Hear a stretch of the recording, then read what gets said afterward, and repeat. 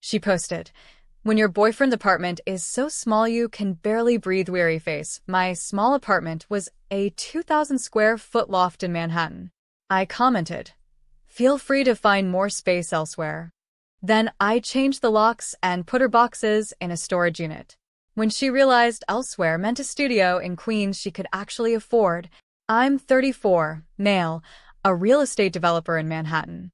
I own 3 properties outright, manage 2 more, and haven't had a mortgage payment in 4 years.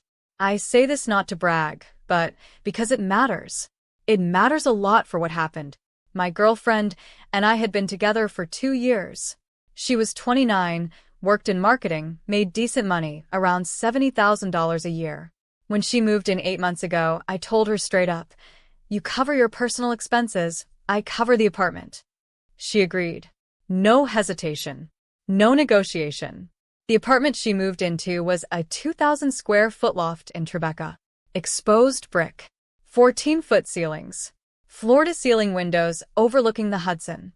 I'd gutted it myself 3 years prior, put in a chef's kitchen, a home office, a walk-in closet the size of most New York City bedrooms.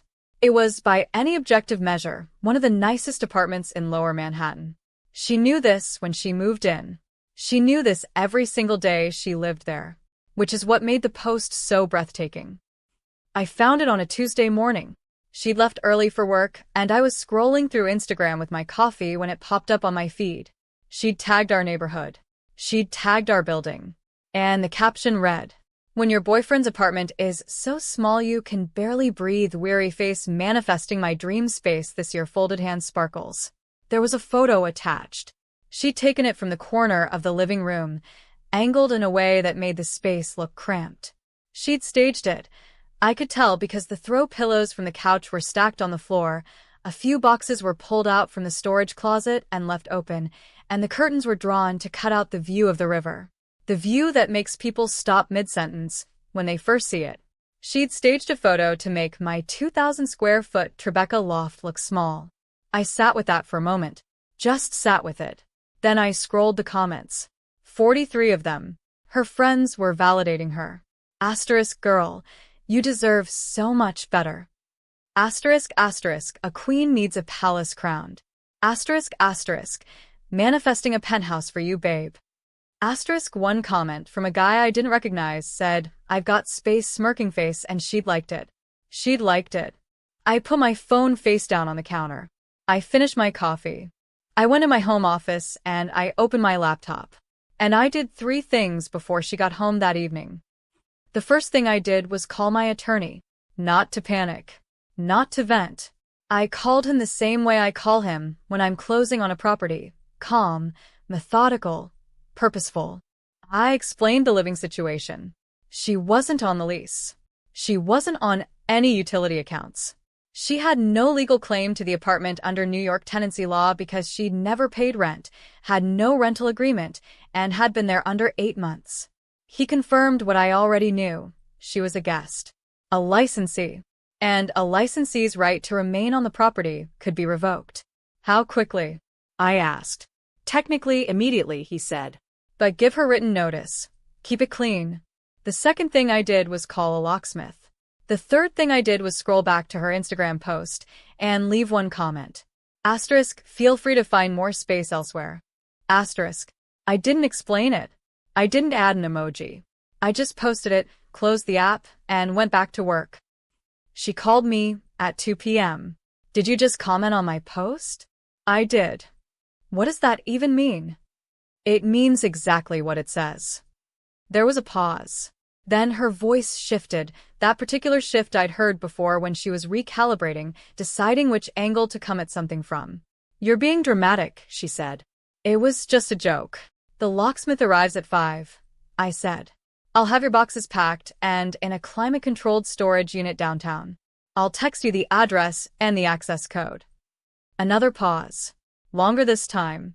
"You're not serious. I'll forward you the storage unit confirmation when I get it." She hung up.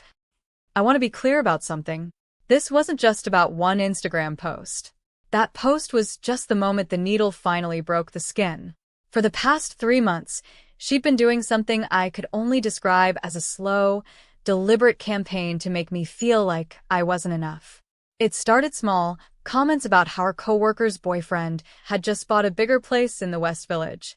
Then it graduated to suggestions that we should look at apartments together, as if my paid-off Tribeca loft was somehow a stepping stone. She started bringing friends over and giving what I can only describe as apologetic tours. It's cozy, right? We're making it work. She said that in front of me. Making it work. In a 2,000 square foot apartment with a river view. She borrowed $3,000 from me in January for a work expense that turned out to be a weekend trip to Miami with her friends. When I brought it up, she cried and said I was making her feel like a burden. I dropped it. She ran up a $900 dinner on my card, a card I'd added her to for groceries and household items, for what she described as a work dinner. I checked. It was a Saturday night. She didn't work Saturdays. I said nothing. I watched. I cataloged. The post was the declaration. She decided I wasn't enough. She decided the apartment wasn't enough. And she decided to broadcast that publicly while living rent-free in one of the most desirable addresses in New York City. So when she called back at 2:45 p.m., crying this time, I was ready. "You can't just do this," she said. She was crying, but it was that specific kind of crying, controlled, punctuated, designed to generate guilt rather than express actual pain. I'd seen it before. I said. "You're not on the lease. I live there. I have things there. You can't just throw me out like. Your things will be in the storage unit. Climate controlled. Paid up for 60 days. After that it's on you." This is insane. Over an Instagram post. Over 8 months of behavior. The post was just public. She went quiet. Then, "I'm coming home, and we're talking about this. You're coming to pick up your key. That's it." She hung up again. She arrived at 6 p.m. with her sister. I should have expected that. She never walked into conflict alone. She always brought reinforcements. Her sister was loud, combative, and had apparently been briefed on the way over, because she came in hot. "You're putting her out? You're really doing this?" "I'm not putting anyone out," I said. "She's a guest who's no longer welcome. Her things are being stored safely.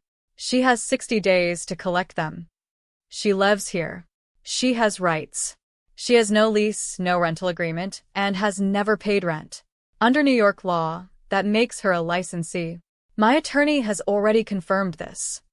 That landed. The sister blinked. She'd expected me to get defensive, to get loud. I didn't. My girlfriend tried a different approach. She sat down on the couch, my couch, and looked up at me with wet eyes. "Can we just talk? Alone." "There's nothing to talk about. I made a mistake. It was a stupid post. I'll delete it." "It's already deleted," I said. "I saw you take it down around 3. She hadn't expected me to notice that. Her jaw tightened. "So this is really it? 8 months and you're done, just like that?" "The locks are already changed. The storage unit is already rented. So yes." Her sister stepped forward. "She could take you to court, you know. Prove she was a de facto tenant." "She could try," I said. "She'd need to demonstrate a landlord-tenant relationship, which requires consideration, meaning rent paid. She paid 0. She's also been here under 8 months, which under New York law doesn't establish tenancy by itself. She's welcome to retain counsel and test that theory." The sister had no answer for that. My girlfriend stood up. Something shifted in her face. The softness dropped, and what replaced it was cold. Calculating. The version of her I'd suspected existed, but rarely saw directly. "Fine," she said. "But don't think this is over." I handed her the storage unit address on a piece of paper. She took it. They left. I thought that was the end of it. It was not the end of it. 3 days later, I got a call from my building's management office. Someone had filed a noise complaint against my unit. Multiple complaints, actually, spanning the past 2 months. Detailed complaints. Times, dates, descriptions of loud arguments and disturbances. The kind of paper trail that, if you didn't know better, might make a landlord question a tenant. I knew immediately. I called the management office back and walked them through it calmly. I owned 2 of the units in the building outright. I had a documented, long-standing relationship with the building. And more importantly, I had a Ring camera system covering both the front door and the interior hallway outside my unit, footage I could pull with timestamps. There were no disturbances. There were no arguments. The dates listed on the complaints were evenings I could account for completely. The complaints went nowhere. Then my ex called her $900 dinner contact, the one from the card, who turned out to be a mid-level guy at a competing development firm. He reached out to a mutual contact in the industry, floating concerns about my professional conduct. Vague stuff. The kind of thing designed to create fog rather than make a specific accusation. I made one phone call to a senior partner at that firm who owed me a favor from a deal we'd worked together in 2021. The floating stopped within 48 hours. She was swinging hard and hitting nothing. But the third move was the one that genuinely made me sit up straight. She called me 12 days after she'd left, and her voice was different. Calm. Almost businesslike. I found some texts, she said. Texts. From your phone. Screenshots. You sent some things to a colleague that could be considered professionally compromising. I said nothing. I let her continue. I just think, she said slowly, that it would be a shame if those found their way to the wrong people. But I also think, if we could come to some kind of arrangement, maybe 6 months of rent assistance while I get back on my feet, we could both move on quietly. There it was. I kept my voice completely flat. Say that again. You heard me. I want to make sure I understand you, I said. You're suggesting that in exchange for money, you won't release private communications. Is that what you're saying? A pause. I'm saying we should handle this like adults. That's extortion, I said. Under New York Penal Law Section 155.05, that's a felony. Silence. I'm going to give you exactly one opportunity to walk that back. She hung up. I called my attorney within 5 minutes.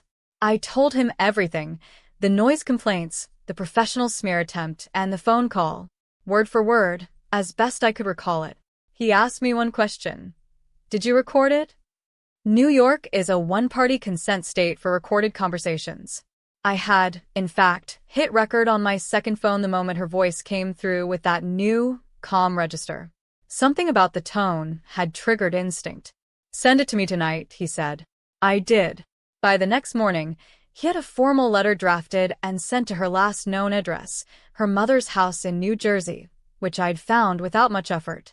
The letter outlined the recorded call, cited the relevant statute, and made clear that any further contact, any release of private communications, and any additional attempts to interfere with my professional relationships would result in immediate criminal referral to the Manhattan DA's office and a civil suit for tortious interference.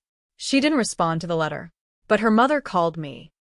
I almost didn't pick up, but something told me to. Her mother was a different kind of person than her daughter. She was quiet on the phone. A little tired sounding. I want to apologize, she said. On her behalf, and as her mother. I found out what she did. The calls she made to you. I appreciate that. She's been this way for a while. A long pause. I don't know where it comes from. I want you to know I didn't raise her to do that. I believed her. I told her so. Are you going to press charges? She asked. Not if it stops here, I said. But I need it to stop completely. Every front. It will, she said. I'll make sure of it. And, to her credit, it did stop. But I wasn't done. I want to be precise here. What I did next was not out of anger. It was methodical, surgical. She had spent 2 months trying to weaponize every resource available to her: social media, noise complaints, industry gossip, and extortion. I was going to respond to exactly one of those. The one that started it. She deleted the original post, but screenshots live forever on the internet. 3 different people had sent me captures before she took it down. I still had them. I didn't post anything public. I didn't drag her online. That's not how I operate. What I did was reach out, quietly, to the head of HR at her marketing firm, a woman I knew professionally through a networking event 2 years prior. I didn't make accusations. I simply forwarded, without comment, the screenshot of the original post, the Instagram handle, and the $900 charge on my card from the work dinner that occurred on a Saturday. I let her employer connect their own dots. Her firm had a policy, a fairly standard one in the industry, about social media conduct and expense account integrity. What happened internally was between her and her employer. But I'm told, through a mutual contact, that there were conversations, formal ones, and that her Q2 performance review went considerably less smoothly than she'd expected. She didn't get fired, but she didn't get the promotion she'd been angling for either.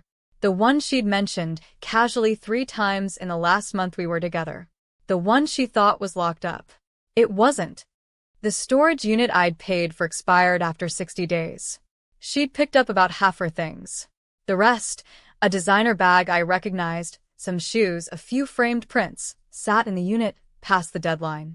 Under New York law, once the prepaid period expires and the tenant abandons property, the storage facility follows a statutory process: written notice by certified mail, a waiting period, and then the right to sell or dispose of the contents.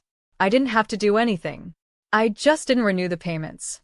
A mutual friend told me, about 3 months later, that she was living in a studio in Ridgewood, Queens, sharing a bathroom down the hall situation in a converted house, paying $1,400 a month, roughly the actual market rate for what she could afford on her salary, without someone else's Tribeca loft to occupy for free.